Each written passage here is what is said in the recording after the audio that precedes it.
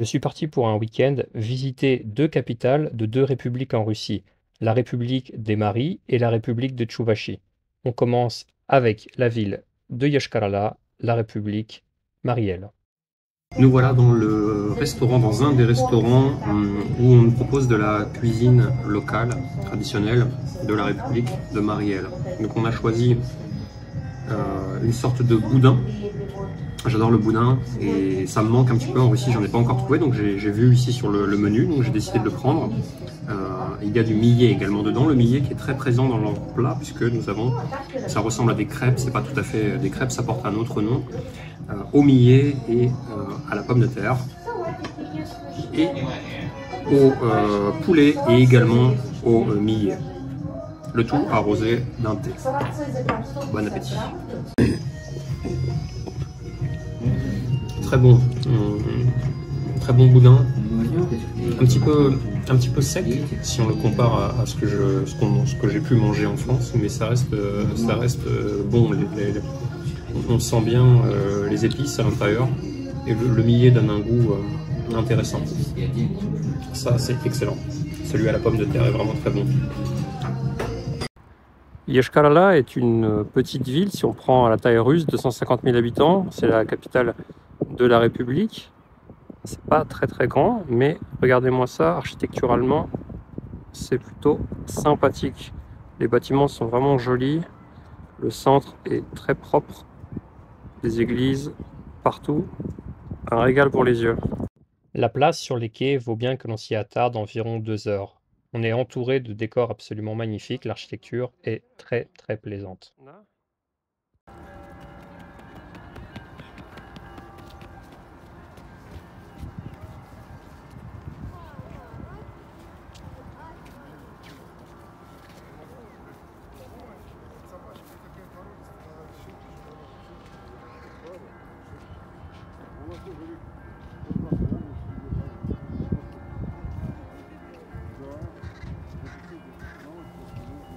Ce lieu à Yashkarala s'appelle les quais de Bruges.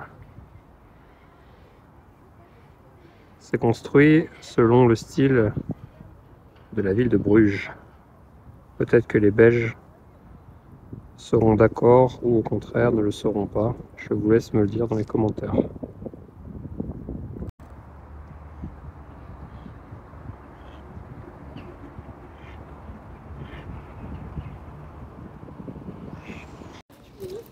Et devant vous, le Kremlin de Yashkarala.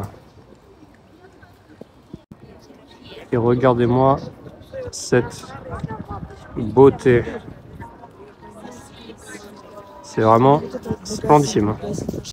Qui dit français dit fromage, et bien sûr, je me suis arrêté dans une fromagerie locale pour acheter les produits de cette ville. Ils ont pas mal de fromage de chèvre, mais également du fromage de brebis ou du fromage de vache traditionnel, du lait, des yaourts et d'autres produits fermiers. J'y ai acheté un camembert au lait de vache, au lait de chèvre et une glace au lait de brebis. Dernière promenade dans le centre, puis direction la gare, 3 heures de bus et me voilà à Tcheboksary dans la République de Tchouvachi. Le musée national Tchouvache, j'arrive à comprendre la langue désormais, avec la carte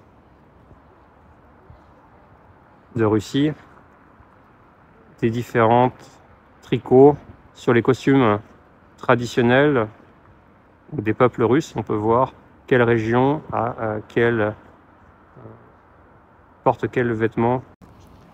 Au bord des quais, en Tchouvachi, dans la capitale, Tcheboksary, vous avez cette pierre sur laquelle sont indiquées les significations de différents symboles, des talismans avec leur signification. Par exemple, celui-ci, c'est un talisman contre les forces négatives, les forces du mal. Celui-ci signifie le mouvement, l'évolution. Celui-ci, les connaissances, le savoir. Assez intéressant. La petite vue des quais de Tcheboksary. Sympathique.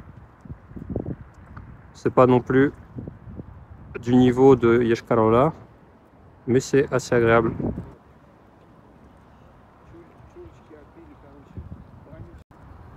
Ce bâtiment, non, ce n'est pas une centrale nucléaire, non, ce n'est pas une prison, est le théâtre opéra et ballet de Cheboksary. Sans commentaire. Et nous voilà dans le magasin de l'usine de liqueurs et de spiritueux de Cheboksary, en Chouvaché. Tous ces alcools, ce sont des alcools locaux. Donc, hormis la vodka, vous avez également pas mal de nastoïki. Si vous vous rappelez la vidéo où j'en buvais au bar.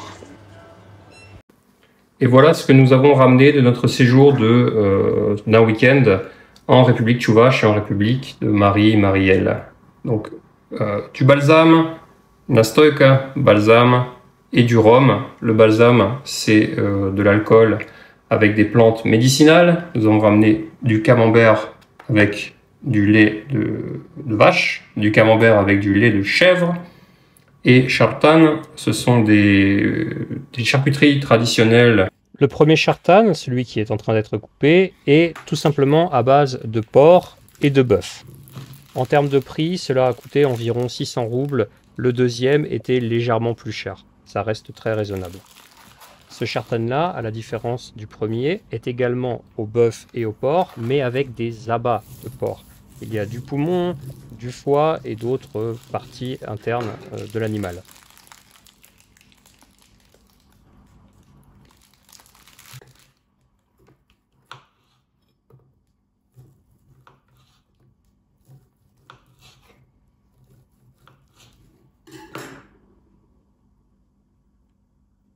Alors on va commencer par le chartan traditionnel.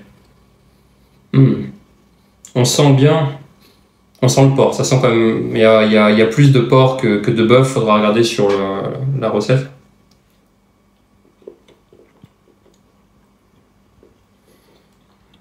Très peu salé. C'est pas mauvais, mais c'est sec, c'est très gras, je pense que vous le voyez. C'est assez sec. C'est pas mauvais, mais bon, je m'attendais un petit peu à mieux. Je finirai plus tard, on va goûter le deuxième.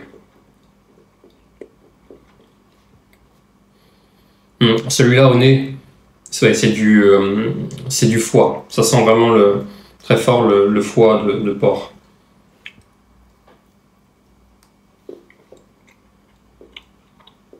Il y a un peu de poivre.